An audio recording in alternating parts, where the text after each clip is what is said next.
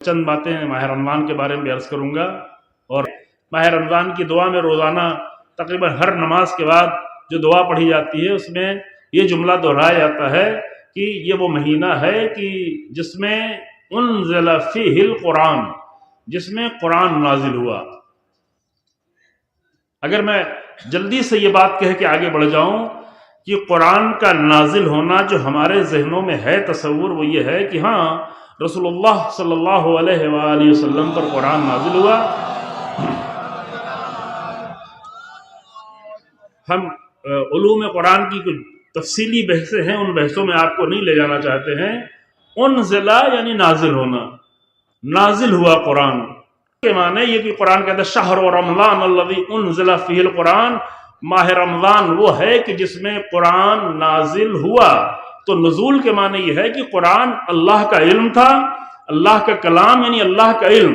اللہ کا علم اتنا زیادہ بلند ہوتا ہے کہ کوئی بھی انسان اسے سمجھ نہیں سکتا، تو اللہ نے اپنے علم کو لفظوں کی شکل میں ڈھال کے اتنا آسان بنا کے پیش کیا کہ ایک عام انسان بھی اسے پڑھنا چاہے اور سمجھنا چاہے تو سمجھ سکتا ہے۔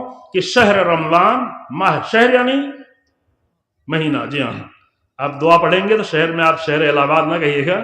شہر اردو میں شہر کے معنی سٹی ہوتا ہے، لیکن عربی میں شہر کے معنی ماہ ہوتا ہے، مہینہ۔ شہر رمضان یعنی رمضان کا مہینہ۔ رمضان کے مہینے میں سب سے زیادہ جو عظیم کام انسان کر سکتا ہے اپنے اوپر قرآن کو نازل کرنا۔ پڑھنا الگ ہے، تلاوت کرنا الگ ہے، وہ سب کرتے رہیں، اسے چھوڑے نہیں۔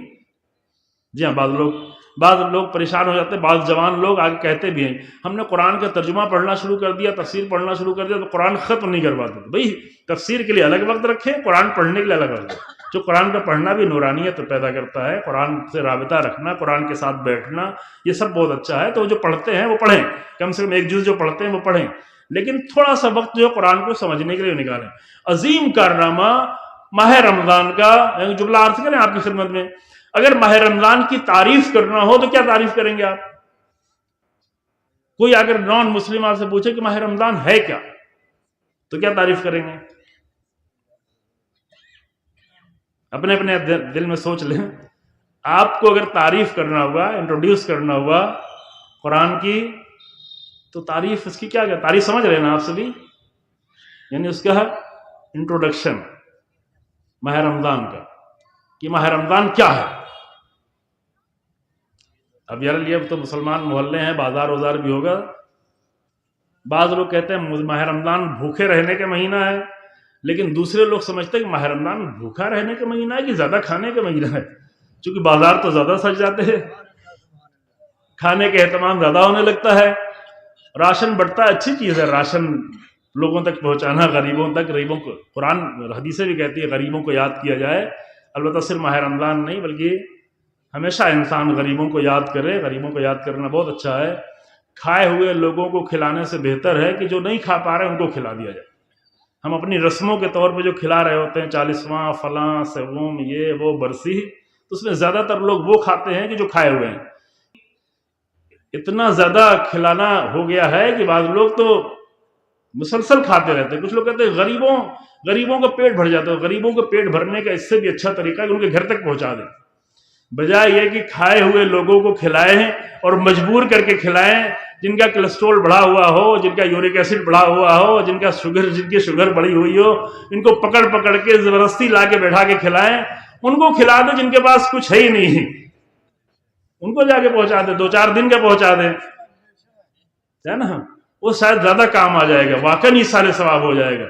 ابھی تو ہم اپنی رسم ادا کر رہے ہوتے ہیں، رسم میں کوئی اتنا ایصال ثواب نہیں ہوتا، لیکن اگر کوئی کام دل سے کیا جائے تو وہ کہیں نہ کہیں ایصال ثواب کر جاتا ہے، حتماً ایصال ثواب کر جاتا ہے۔ بالکل نہیں چھوڑ دیں ہر جگہ، ہم تو لوگ ناراض ہونا شروع ہو جائیں گے، تھوڑا ان کا بھی خیال رکھیں، لیکن اس کا کچھ حصہ جو آپ نے طے کیا ہوا ہے کچھ حصہ اٹھا کے رکھ دیں، چپکے سے، بغیر کسی کیمرے کے، بغیر کسی کو خبر دیے ہوئے، چپکے سے، اسی طریقے سے جس طرح امیر المومنین پہنچایا کرتے تھے، اسی طرح سے جس طرح امام سید سجاد پہنچایا کرتے تھے، کہ جب امام باقر الاسلام سے پوچھا گیا کہ پشت پہ گھٹے کیسے پڑے ہوئے امام سید سجاد کے، تو کہا کہ اتنا زیادہ پشت پر روٹیاں اور ضرورت کی چیزیں رکھ رکھ کر لوگوں کے گھر تک پہنچایا کہ اس کے گٹے پڑے ہوئے ہیں، اس کے گٹے پڑے ہوئے ہیں۔ تو ایک حصہ اپنی زندگی میں، ایک حصہ بہرحال اپنے اپنے اعتبار سے، ضرور نہیں کہ بہت زیادہ ہو۔ جب رسول اللہ خطبہ شعبانیہ دے رہے تھے، یہی ماہ شعبان کا آخری جمعہ تھا اور ماہ رمضان آنے والا تھا، رسول اللہ خطبہ دے رہے تھے، تو رسول اللہ نے کہا کہ اس مہینے میں لوگوں کو کھلائیں، افطار کرائیں۔ تو کسی نے نیچے سے کہا کہ یا رسول اللہ ہمارے پاس کچھ ہے ہی نہیں، چونکہ واقعی غربت کی حالت تھی، لوگ مکہ چھوڑ کے آ گئے تھے، گھر بار سب چھوڑ کے آ گئے تھے۔ مدینے میں 7ویں ہجری تک تو واقعی نہیں تھا، 7ویں ہجری کے محرم میں جب جنگ خیبر ہوئی اس کے بعد لوگوں کے پاس تھوڑا پیسہ کھانا پینا ہو گیا تھا، لیکن 7 سال تک تو نہیں تھا، 7 سال تک واقعی لوگ مشکل میں تھے۔ تو نیچے سے کسی نے سوال کیا یا رسول اللہ ہمارے پاس تو ہے ہی نہیں، تو ہم کیسے کھلائیں گے؟ تو رسول اللہ نے فرمایا وائے ہو، کیا ایک کھجور نہیں دے سکتے؟ ایک کھجور، وَلَوْ بِشَرْبَةٍ مِّنَ الْمَاءِ، کھجور بھی نہیں ہے تو ایک پانی پلا دینا، ایک گلاس میں کسی کو پانی پلا دینا افطار کی نیت سے، کسی تک پہنچا دینا۔ اگر ایک انسان اخلاص اور خلوص کے ساتھ ایک کھجور ہی انتظام کر دیتا ہے تو اس سے بہتر ہے کہ جو دکھاوے کے طور پر ہزاروں روپے خرچ کرتا ہے۔ نہیں ہو سکتا، ٹھیک ہے ایک کھجور کا ڈبہ، ہم دیکھتے ہیں ایران وغیرہ میں لوگ امام رضا علیہ السلام کے حرم میں، معصوم قوم کے حرم کے سامنے ایک کھجور کا ڈبہ لے کے کھڑے ہو جاتے ہیں۔ بچوں کو دھیان میں ہوتا ہے تو ٹافی لے کے کھڑے ہو جاتے ہیں، بچے ٹافی لے کے چلے جاتے ہیں۔ نظر ہو گئی، یہی اصل نظر ہو گئی، یعنی اللہ کے لیے، اللہ کے نام پر کسی کی ضرورت کو پورا کر دینا۔ اب جو ضرورت مند ہوگا وہ لے کے چلا جائے گا۔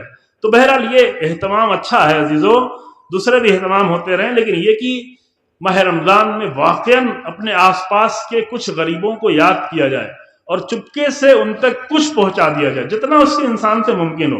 باقی جو کر رہے ہیں اپنی رسم ادا کر رہے ہیں وہ رسم ادا کرتے رہیں، لیکن ایک کام اللہ کے لیے کریں۔ لوگوں کے لیے جو کرتے ہیں وہ تو کریں، لیکن اللہ کے لیے کام کریں کہ چپکے سے کسی ضرورت مند کی ضرورت کو پورا کر دیں، یہ اچھا ہے۔ لیکن بات میری کیا ہو رہی تھی، میں بھولا نہیں ہوں، ماہ رمضان کی تعریف کیا ہوگی؟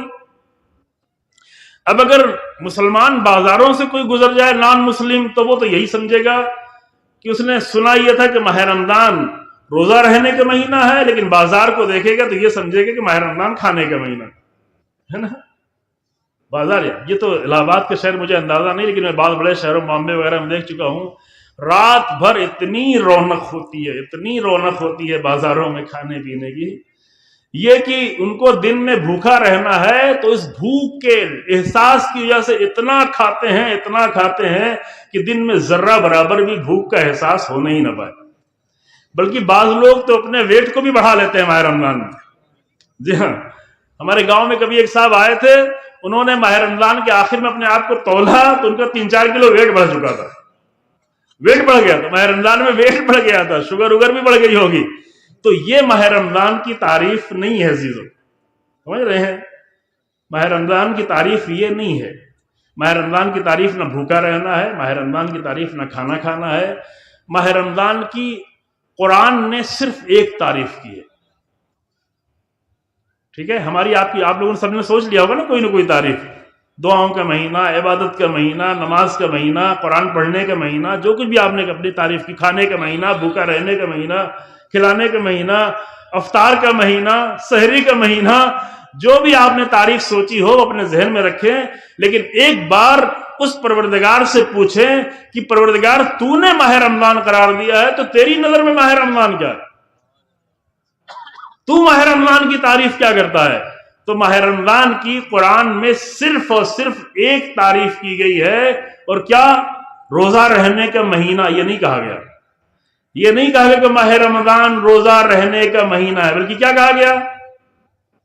شہر رمضان الذی انزل فیہ القرآن، ماہ رمضان وہ مہینہ ہے جس میں قرآن نازل ہوا، یہی ایک تعریف ہے، ٹھیک ہے؟ اس کے بعد میں یہ کہا گیا ہے کہ جو لوگ جو چاند کو دیکھیں وہ روزہ رکھیں، سفر میں ہیں تو چلو بعد میں رکھ لیں گے، مریض ہیں تو بعد میں رکھ لیں گے، اسی آیت میں آگے بیان کیا گیا ہے، لیکن وہ کوئی تعریف نہیں ہے، وہ تو اس کے آداب بیان۔ ماہ رمضان کا ادب یہ ہے، ماہ رمضان میں زیادہ استفادے کا طریقہ یہ ہے کہ انسان روزہ بھی رکھے، انسان جو ہے دوسرے خیر و خیرات بھی کرے، اور ممکن ہے بعض لوگ روزہ نہ رکھ پائیں، یہ بھی ایک الگ نقطہ۔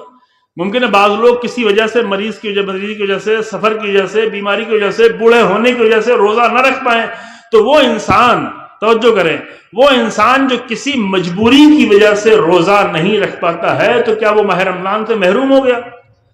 وہ ساری تعریفیں جو ہم اپنے ذہن میں کرتے ہیں اس تعریف کے اعتبار سے تو وہ انسان محروم ہو گیا، کیونکہ ماہ رمضان کی ہم سب سے اچھی جو تعریف کرتے ہیں کہ ماہ رمضان یعنی روزہ رہنے کا مہینہ، تو بہت سارے بوڑھے روزہ نہیں رہ پاتے، بہت سارے مریض روزہ نہیں رہ پاتے، بہت ساری خواتین جو ہے روزہ نہیں رہ پاتی ہے نا، بہت سارے لوگ سفر کی وجہ سے روزہ نہیں رہ پاتے، تو کیا وہ ماہ رمضان سے محروم ہو گئے؟ نہیں، ہرگز نہیں عزیزو، چونکہ ماہ رمضان میں جو انسان جتنا زیادہ قرآن کی آیت کو اپنے اوپر نازل کر لے اتنا زیادہ ماہ رمضان سے استفادہ کر لیا۔ روزہ رکھ لیا تو بہت اچھا، حکم قرآن ہے، بہانے وہاں پہ نہیں کرے انسان، حکم قرآن ہے، ماہ رمضان میں روزہ رکھے۔ لیکن ہمارے یو پی میں لوگ روزہ نہیں بھی رکھتے ہیں اور روزہ نہ رہنے کو چھپاتے بھی نہیں ہیں۔ کم سے کم اتنا تو احترام ہو ماہ رمضان کا کہ انسان اگر روزہ نہیں ہے تو ظاہر نہ کرے، لوگوں کے سامنے بیٹھ کے نہ کھائے، منہ میں پان لے کے نہ ٹہل رہا ہو، چونکہ روزہ نہ رکھنے کا جرم اتنا زیادہ نہیں ہے جتنا روزہ کی توہین کرنے کا جرم، یہ زیادہ بڑا جرم۔ اس کا مطلب روزہ چھوڑنے کا جرم ہم کم نہیں کر رہے ہیں، وہ اپنی جگہ ہے کہ اگر بغیر کسی وجہ کے کسی نے روزہ چھوڑ دیا ہے تو 60 روزے اس کے ہو گئے، ایک روزے پہ 60 روزے بغیر کسی وجہ کے اگر چھوڑا ہوا ہے وہ تو ہو گئے، وہ جرم بڑا ہے، وہ پورا دن اس کا حرام میں گزرتا ہے، واجب کو چھوڑ کے پورا دن اس کا حرام میں گزرتا ہے۔ عام دنوں میں اس کا دن حرام میں نہیں گزرتا، لیکن ماہ رمضان میں پورا دن حرام میں گزرتا ہے جو بغیر وجہ کے روزہ چھوڑے ہوئے۔ میں نے شروع میں کہا نا کہ کچھ لوگ ایسے جو ماہ رمضان میں زیادہ گناہ کما لیتے ہیں۔ کیوں زیادہ گناہ کما لیتے ہیں؟ کہ واجب کو ترک کیا ہے، اور واجب کو ترک کرنا حرام ہے، سیدھا ہے۔ تھوڑی دیر کی نماز ترک کی تو وہ اس وقت حرام ہے، اور اگر دن بھر کا روزہ ترک کیا تو پورا دن ہی حرام میں گزر رہا ہے، پورا۔ یہ تو سب سے بڑا جرم ہے ہی، لیکن اس سے بھی زیادہ بڑا جرم یہ ہے کہ انسان اگر کسی وجہ سے روزہ نہیں ہے تو کم سے کم روزے کا احترام باقی رکھے، لوگوں کے سامنے اس طرح نہ کھا رہا ہو۔ ہم لوگ اپنے بزرگوں خواتین کو دیکھتے ہیں، خواتین کے لیے مجبوری ہوتی ہے، کچھ دن ایسے ہوتے روزہ نہیں رکھ سکتی، لیکن وہ 6 دن 7 دن 8 دن 9 دن 10 دن گزر جاتے تھے، کسی کو پتہ ہی نہیں چلتا تھا کہ گھر میں خاتون روزہ نہیں ہے، کسی کو خبر نہیں ہوتی تھی۔ یعنی روزے کا اتنا احترام تھا کہ ان کے اوپر روزہ رکھ ہی نہیں سکتی ہیں، لیکن پھر بھی روزہ نہ رکھنے کا ظاہر نہیں ہو پاتا تھا، اظہار نہیں ہو پاتا تھا۔ لیکن مرد لوگ منہ میں پان کھائے ہوئے، گٹکے کھائے ہوئے چل رہے ہوتے ہیں، بھئی روزہ نہیں ہے تو کھا رہے ہیں۔ تو یہ جرم جو ہے روزہ نہ رکھنے سے بھی زیادہ بڑا جرم ہے، چونکہ نہ رکھنا تو اس کا اپنے اللہ کا معاملہ ہے، شاید توبہ کر لے، شاید قضا کر لے، لیکن روزے کی جو توہین کی ہے وہ کہیں زیادہ بڑا جرم ہے۔